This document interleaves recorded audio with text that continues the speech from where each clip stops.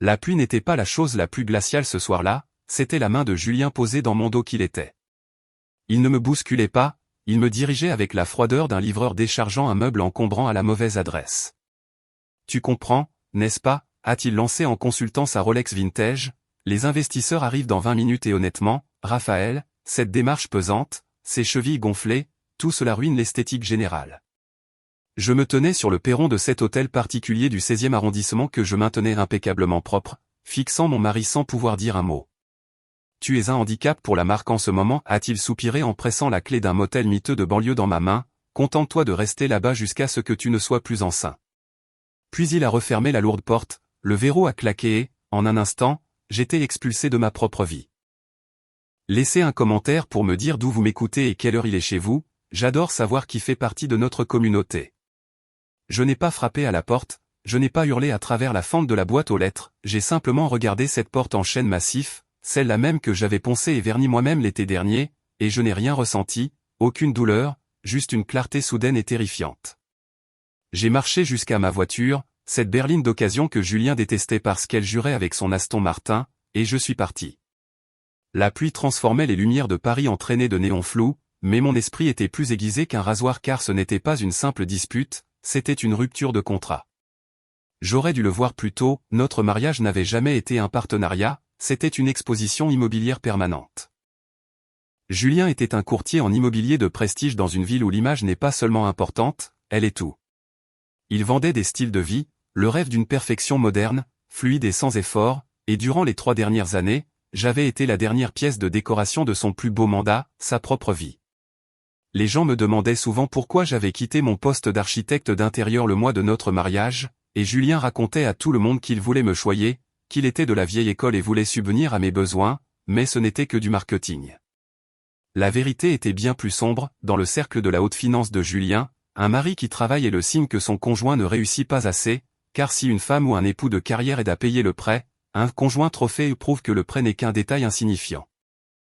Je n'avais pas été libéré de ma carrière parce qu'il voulait un homme au foyer, il se fichait des repas faits maison ou des chemises repassées puisque nous avions du personnel pour cela, il m'avait licencié parce qu'il avait besoin d'un symbole de statut, un mannequin silencieux et élégant pour se tenir à ses côtés lors des galas et signaler à chaque client potentiel qu'il était assez riche pour entretenir un homme capable dans l'oisiveté. J'avais confondu son contrôle avec de la protection, je pensais qu'il veillait sur moi, mais en regardant les essuie-glaces trancher l'averse, j'ai réalisé qu'il voulait simplement m'exposer comme on expose un fauteuil design du milieu du siècle, cher, beau, et formellement interdit de rayures. Mais porter la vie n'a rien de lisse, c'est désordonné, ce sont des chevilles qui enflent et un corps qui refuse de suivre les plans architecturaux. En tombant enceint, je n'avais pas seulement pris du poids, j'avais dysfonctionné. J'étais un accessoire qui ne correspondait plus à l'esthétique de la pièce, j'étais donc envoyé au garde-meubles en attendant d'être réparé. Je me suis garé sur le parking de l'hôtel dont l'enseigne grésillait au-dessus de ma tête, le grand horizon, ce n'était pas grand, mais c'était au sec.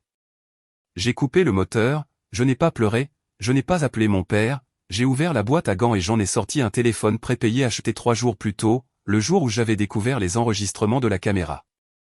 Je n'étais pas qu'un mari bafoué, j'étais un danger qu'il avait largement sous-estimé, et il était temps de montrer à Julien ce qui arrive quand les meubles commencent à bouger tout seuls.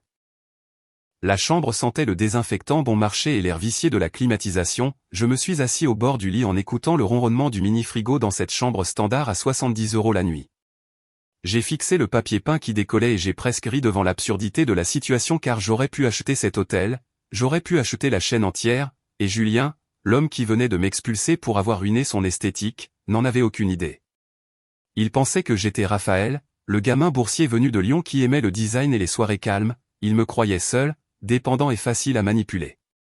Il ignorait que mon nom de famille était en réalité de Beaumont, il ignorait que mon père était Robert de Beaumont, l'homme dont le fonds d'investissement possède la moitié des immeubles que Julien désespère de vendre. Il ne savait pas qu'un compte en fiducie, intact et accumulant des intérêts depuis mes 21 ans, contenait 60 millions d'euros. Je n'avais pas gardé ce secret par duplicité, mais parce que j'étais tombé dans le piège du gentil garçon, en grandissant, j'avais vu comment les gens regardaient mon père, ils ne voyaient pas un homme mais un compte en banque, un levier financier. Je voulais être aimé pour ce qui ne peut pas être répertorié dans un grand livre, je voulais croire que si je n'apportais rien d'autre que mon cœur, l'amour que l'on me porterait serait réel. J'ai donc porté ma modestie comme un insigne d'honneur, laissant Julien payer le loyer, le laissant me faire la leçon sur le budget des courses, et je me suis tu quand il se vantait de ses commissions de 50 000 € comme si c'était des sommes astronomiques, alors que mes dividendes trimestriels éclipsaient son salaire annuel. Je me disais que j'étais noble, que je bâtissais une relation sur la confiance et non sur le capital, mais j'avais tort, je ne construisais pas de la confiance, je construisais une cage. En me faisant petit, en cachant ma puissance, je n'avais pas trouvé un homme qui m'aimait pour moi-même, j'avais trouvé un homme qui aimait le fait que je sois gérable. Julien n'aimait pas ma simplicité, il aimait ma dépendance, et ce récit de gentil garçon n'était que des menottes dorées que j'avais moi-même passées à mes poignets. Je pensais que si j'étais assez parfait, assez silencieux et assez dévoué, je gagnerais sa loyauté, mais on ne gagne pas la loyauté d'un homme qui considère les êtres humains comme du stock invendu. J'ai regardé mon reflet dans l'écran noir de la télévision et j'ai compris que le gentil garçon était mort, laissé sur un perron sous la pluie, l'homme assis dans cette chambre d'hôtel en avait fini de se tester. Je n'avais plus besoin de prouver que je pouvais survivre sans mon héritage, je l'avais fait, j'avais survécu à son ego, à son mépris et à sa cruauté, et il était temps d'arrêter de survivre pour commencer à liquider. J'ai attrapé mon sac et sorti l'ordinateur portable que j'avais emporté, je n'allais pas appeler mon père en pleurant pour qu'il vienne me sauver, j'allais me connecter au compte auquel je n'avais pas touché depuis 4 ans. L'écran a illuminé mon visage de la lumière bleue de solde à 8 chiffres. Julien voulait jouer dans la cour des grands, il voulait impressionner les titans de l'industrie. Très bien, il allait en rencontrer un, et il se trouvait qu'il était très en colère. 3 jours plus tard, j'étais de retour dans la maison, pas physiquement car je ne remettrai plus jamais les pieds dans ce mausolée sans une protection intégrale, mais numériquement. Avant de partir, j'avais installé une caméra de surveillance dans la chambre du bébé, un modèle haut de gamme activé par le mouvement avec stockage sur le cloud, que j'avais acheté pour regarder mon enfant dormir. Aujourd'hui, je m'en servais pour regarder mon mariage mourir. Assis dans ma chambre d'hôtel, j'ai fait défiler les alertes sur mon ordinateur jusqu'à un mouvement détecté à 14h14, j'ai cliqué sur lecture et la vidéo s'est chargée. La pièce était d'un jaune doux, peinte la semaine dernière, et le berceau que j'avais monté moi-même trônait dans le coin, mais la chambre n'était pas vide, Julien était là, et il n'était pas seul. Léa était avec lui, une influenceuse fitness que Julien engageait parfois pour mettre en scène ses propriétés, une femme dont toute la personnalité se résumait à un flux Instagram de jus détox et de séances d'abdominaux. Elle s'appuyait contre la table allongée en riant, disant que tout était tellement beige en effleurant de sa main manucurée le mobile que j'avais cousu à la main, demandant s'il comptait vraiment garder tout ça. Julien a ri, un son qui m'a retourné l'estomac, en arpentant la pièce, Dieu, non, toute cette chambre est un gaspillage de mètres carrés, tu sais combien un bureau à domicile ajoute à la valeur de revente dans ce quartier. Mais Raphaël insistait, le bébé a besoin d'un sanctuaire, dit-il en imitant ma voix de manière géniarde, il est tellement en mode nidification. Léa a gloussé, trouvant cela triste, tandis que Julien corrigeait en disant que c'était surtout épuisant, il s'est approché du berceau et a donné un petit coup de pied dedans en se plaignant de sa taille, demandant où il allait bien pouvoir mettre son vélo peloton.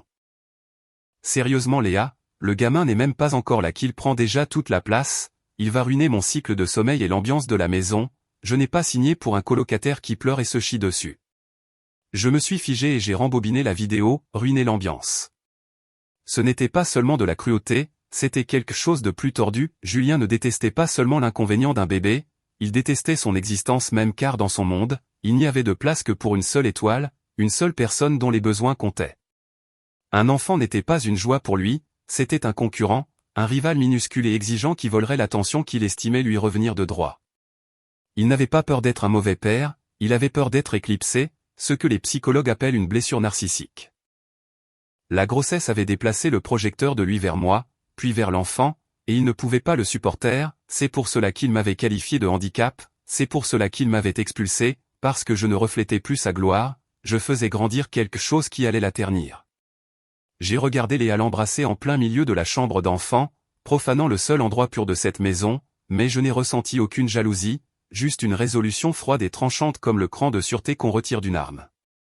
Il détestait le bébé parce qu'il menaçait son ego, il me détestait parce que je n'étais plus un miroir parfait, il se croyait roi de son petit château entouré de courtisans, sans réaliser que le château était bâti sur du sable et que la marée montait rapidement. J'ai refermé l'ordinateur, je n'étais plus triste, j'étais prêt. Il voulait protéger son précieux projecteur?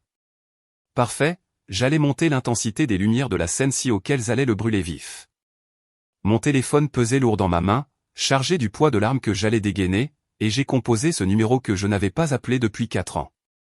Ça a sonné une fois. Raphaël, la voix de mon père était rauque, surprise, est-ce que tout va bien? Non, ai-je répondu d'une voix ferme, mais ça va aller. Je n'ai pas besoin que tu viennes me chercher, papa, et je n'ai pas besoin d'un prêt, j'ai besoin de réaliser une transaction commerciale. Quel genre de transaction? Une OPA hostile, ai-je dit, je veux acheter le Pantouse du projet Sommet, et je veux que Julien soit le courtier. Il y a eu un silence pesant, rempli de questions non posées, suivi de la prise de conscience lente et sombre d'un homme qui a bâti un empire en écrasant ses concurrents. Le Sommet? C'est un mandat à 40 millions d'euros, Julien ne boxe pas dans cette catégorie. Il le fera s'il pense être chassé par Beaumont Capital, je veux qu'il croie avoir ferré la baleine, je veux qu'il goûte à cette commission et qu'il la dépense dans sa tête avant même de signer le contrat, et quand il aura mis en gage tout ce qu'il possède pour conclure l'affaire, je veux entrer dans la pièce. C'est comme si c'était fait, a dit mon père, la chaleur de sa voix remplacée par l'acier du PDG, je demande à Marc de l'appeler dans l'heure, le cheval de Troie est prêt. J'ai raccroché, ce n'était plus une conversation entre un père et son fils, c'était une séance de stratégie entre actionnaires majoritaires, le piège était magnifiquement tendu. Marc, le directeur financier de mon père, a passé l'appel à 9 heures précises, jouant parfaitement le rôle du cadre impatient et puissant représentant un acheteur mystère exigeant la plus totale discrétion.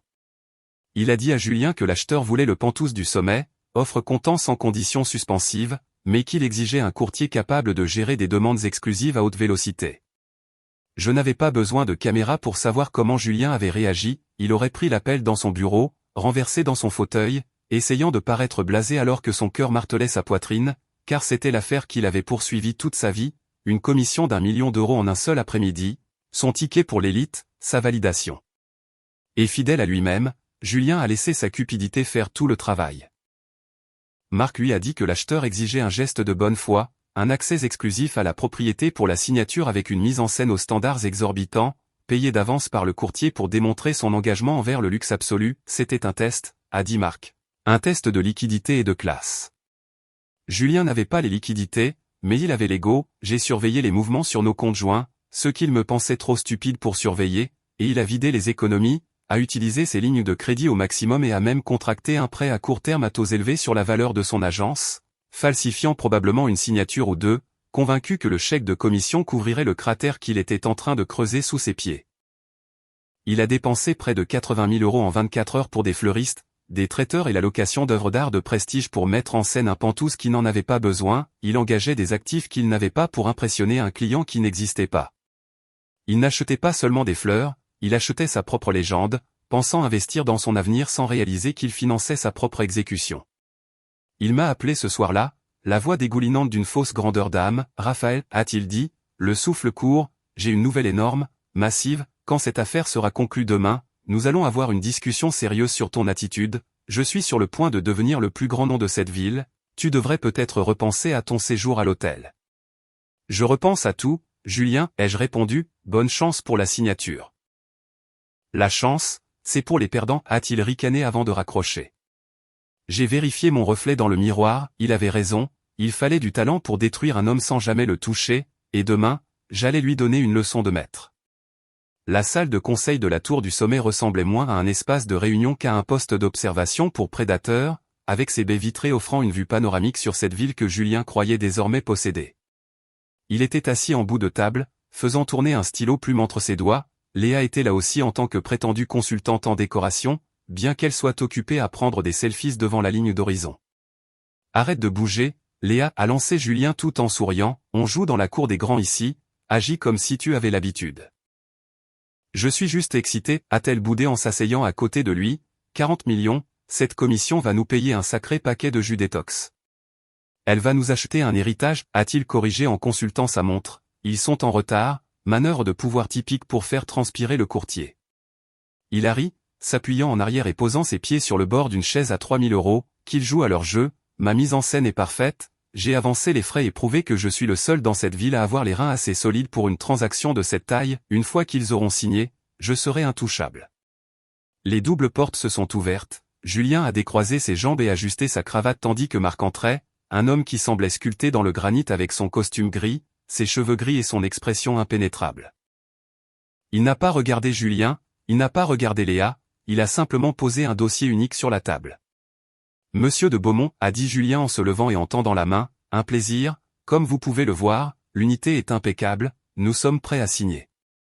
Marc n'a pas serré sa main, je ne suis pas Monsieur de Beaumont, a-t-il dit d'une voix monocorde, je suis le directeur financier, Monsieur de Beaumont n'assiste pas aux signatures résidentielles, cependant, le propriétaire principal de la société holding a insisté pour être présent personnellement afin de revoir les dernières conditions. Julien a scié, son sourire vacillant une microseconde, le propriétaire de la société qui achète, a-t-il demandé. Et de la société qui possède l'agence pour laquelle vous travaillez, a corrigé Marc. Julien a froncé les sourcils, je ne. Mon agence est indépendante. Votre agence a été rachetée ce matin même, a dit Marc en vérifiant son téléphone, une OPA hostile, ce fut très efficace. Il s'est tourné vers les portes, Monsieur le vice-président, nous sommes prêts pour vous. Les portes se sont à nouveau ouvertes et l'homme qui est entré n'avait pas une démarche pesante, il ne semblait pas souffrant, il glissait. Je portais un costume noir sur mesure qui accommodait ma grossesse non pas comme un fardeau, mais comme une évidence, mes cheveux étaient tirés en arrière de manière élégante et sévère. Je n'ai pas regardé la vue, j'ai regardé directement le bout de la table et le visage de Julien s'est décomposé, ce n'était pas seulement du choc, c'était un effondrement mental, il passait de Marc à l'homme devant lui, son cerveau échouant à faire le lien entre l'épouse éplorée qu'il avait expulsée et le titan qui se tenait là.